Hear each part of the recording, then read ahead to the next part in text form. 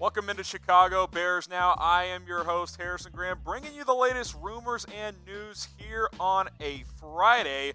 Yeah, there's more quarterback rumors, starting with Nick Foles. This is the latest coming from The Athletic when they did their bold prediction, saying the Bears should trade for Nick Foles. Now, he does have familiarity with a couple of Bears assistant coaches. He's had success in RPO-based offenses, which is what the Bears are trying to do with Mitch Trubisky, but he does have 3 years and almost $60 million remaining on that 4-year, $88 million contract he signed with Jacksonville before last season. Now, this is what he did in 2019. Not very pretty, less than 800 yards, 3 touchdowns, and 2 interceptions. Did have the broken collarbone. 0-4 in his 4 starts. Gardner Minshew replaced him as the starter, so his status in Jacksonville is very unclear. This is what his cap it looks like. Now, Bears fans, relax. I know you're tired of some of the trade rumors, but we're going to get into our quarterback trade rumors. We're going to get into this offensive line. You've been begging for it. Just stick with me here. But on this Foles trade rumor, this is his cap hit over the next 3 years. $22 million, almost 27, and then 27 in 2022. Now, whether it's Jacksonville or another team, they can opt out after next season with only a $12.5 million cap hit. So if the Bears or someone else were to trade for Nick Foles, it wouldn't be the end of the world if it didn't work out in 2020. Cut him, only a $12 million cap hit, then he's off your books. Should the Bears trade for Nick Foles? Type Y for yes, type N for no. Like I said, we'll get to the O-line in just a minute. I promise. I bet a lot of you guys are typing your in for no, and I don't blame you. I do not want Nick Foles. I do not want that contract. I would rather keep Mitch Trubisky. Now, we launched our Bears-only YouTube channel less than a month ago, and guys, we're almost at 2,000 subscribers. I greatly appreciate it. We're going to cross that threshold very soon. Help us get there. Hit that big red button. We'll have the latest Bears rumors, news, free agency coverage, draft coverage, all off-season long, leading you into that 2020 NFL season where we hope the Bears will bounce back. Join me on this journey, chatsports.com/Bears, and just hit that big red subscribe button. Now, the reason The Athletic put this idea out there is because, well, Foles has had some success, and he's familiar with some of these Bears assistant coaches, including Bill Lazor, who was the offensive coordinator in Philadelphia in 2013 when Nick Foles had his best full season as a starter with that kind of magical 27 touchdown, 2 interception season under Chip Kelly as well. Now, he also has played under John DeFilippo in Philadelphia in 2017 when he replaced Carson Wentz who couldn't play in the playoffs due to injury. Had that great playoff run, rode it all the way to a Super Bowl championship where he threw for over 300 yards per game, 6 touchdowns against just 1 interception, kind of out of nowhere to win the Super Bowl over the New England Patriots. But I showed you guys his stats last year. What I failed to mention is John DeFilippo was the offensive coordinator last year in Jacksonville. Some of you probably knew that. Some of you probably did not. And it wasn't pretty, guys. So just because a guy has played under certain coaches before does not mean he's going to replicate that same success. Could it happen? Could DeFilippo and Bill Lazor help Nick Foles if he were brought to the Bears? Sure, it's a possibility, but to just say, let's go trade for Foles and take on a $60 million contract for the next 3 years because we're that over Mitchell Trubisky, A, I think there's better options out there, and B, I kind of would rather see what Mitch can do this next season on a much cheaper deal. 2021 comes around, Mitch isn't the answer, then you can make a decision at quarterback. So I ask you one more time, knowing what you know, knowing the numbers I put up there on screen, the contract, all of it, should the Bears trade for Nick Foles? Type Y for yes, type N for no. I expect to see a lot of no's. I do not believe Chicago should trade for Nick Foles. Now, something I encourage all of you to type your Y for yes, but to actually do as well, is get your loved one some flowers, some gifts this Valentine's Day. We're about, a week away here? Chatsports.com/flowers. They got cookies, they got brownies, they got all kinds of stuff. If you're like, I'm not a flower person, or if your girlfriend, wife isn't a flower person, get some sweets. You can take advantage of them too. She'll be happy. You're happy. Chatsports.com/flowers. 15% off all of this stuff with our partner, Pro Flowers. Go ahead and take advantage of these deals today. Valentine's Day just over a week away. I promised you guys we would do it. Let's talk about the offensive line. Put a community post up on the Bears channel, and I finally have to do it. We're talking about this offensive line, and it was ugly in 2019. Let's just call it what it was. Significantly regressed from 2018 to 2019. Pro Football Focus, who does a lot of good work. I don't trust everything they do, but they do a pretty good job on putting this stuff together. They had the Bears O-line in 2018 as the number 11 group in the NFL. 2019 to get to number 25. Now, there's a lot of reasons for that, including some injuries, some player decline. All that stuff led to a rough year in 2019. Looking to bounce back in 2020. So let's put up the depth chart here and take a look at this group from left to right. You got Leno Jr., Daniels, Whitehair, Coward, who's a free agent, taking over for Kyle Long, who retired. I expect something to happen there at right guard. And then Massey at right tackle. Now, there's a couple things to break down here. Look, Leno and Massey, your tackles, were really good players in 2018, and they just regressed in 2019. Massey also missed 6 games with injury, but when he was out there, he wasn't the same player. Leno was a Pro Bowler in 2018. He regressed in 2019. That's the bottom line. Kyle Long couldn't stay healthy. That's why he decided to retire. Coward's not a starting right guard caliber player. And also, keep this in mind as well. I've got Whitehair at center and Daniels at left guard because they flipped to start last season. Daniels was playing center and Whitehair was playing left guard. Did not go well. When the Bears switched back midway through the season, those two played a whole lot better. So I think this offensive line can improve. We'll talk about a couple of ways how it can be better in 2020. But first, I want to ask you this. I did a poll on the channel. It was like 75% offensive line. I gave you guys 4 or 5 options.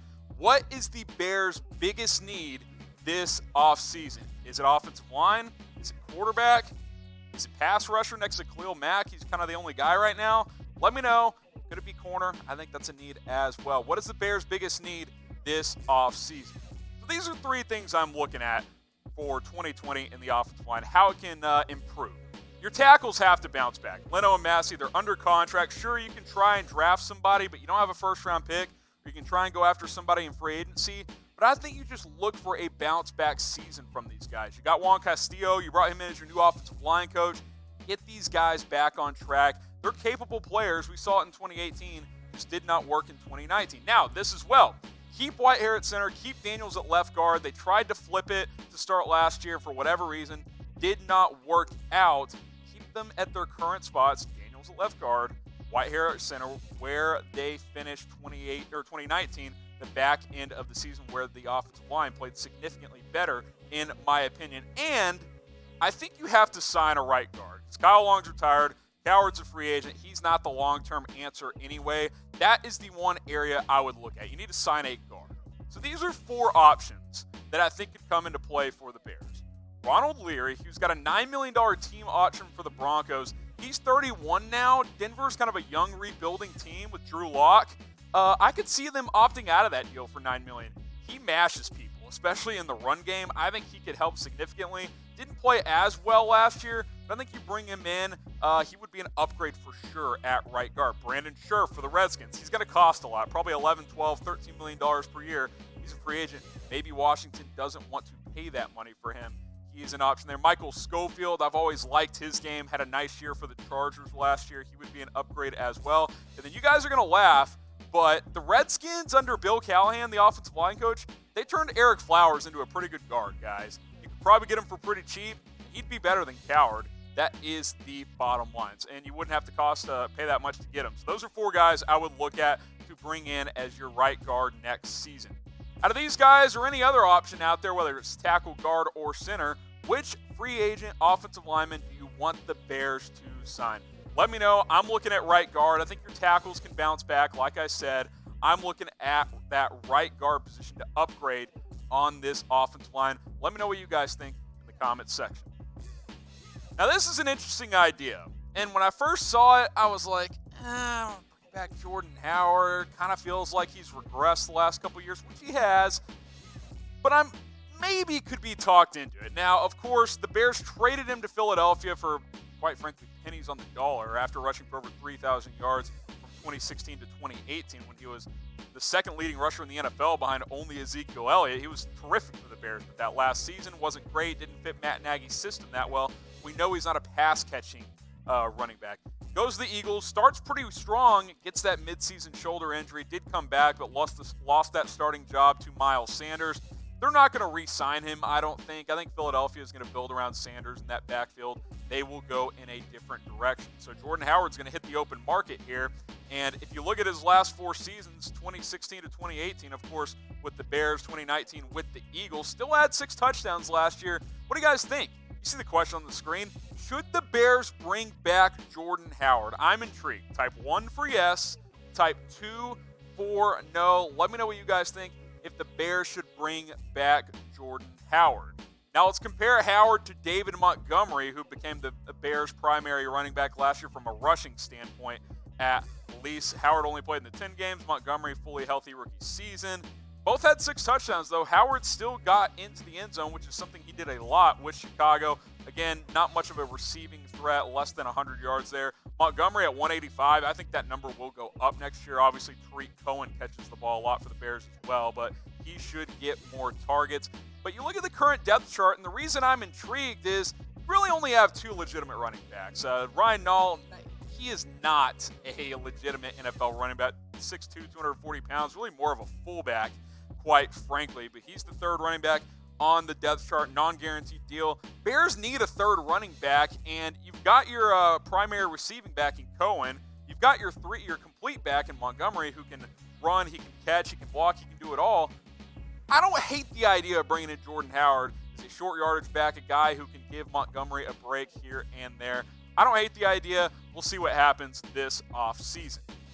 Now, who's your favorite Bears player on offense? Because I think if I asked your favorite player, most of you guys would say Khalil Mack, and for good reason. He's one of the best players in the NFL, despite having somewhat of a down season last year. Who's your favorite player on offense? I love David Montgomery. I watched him a lot in college at Iowa State. I think he could be a top 10 running back in this league. Obviously, Allen Robinson is great. Those are my top 2 guys. Let me know, though, who is your favorite Bears offensive player? Now, today's show is also brought to you by the internet's #1 sportsbook. That is BetDSI. Let's look ahead to 2020 NFC North win projections. Bears sitting at over under 8. 8-8 again is the projection right now. I like the over. Schedule won't be as tough. A lot of things went wrong last year for this team, and they still went 8-8.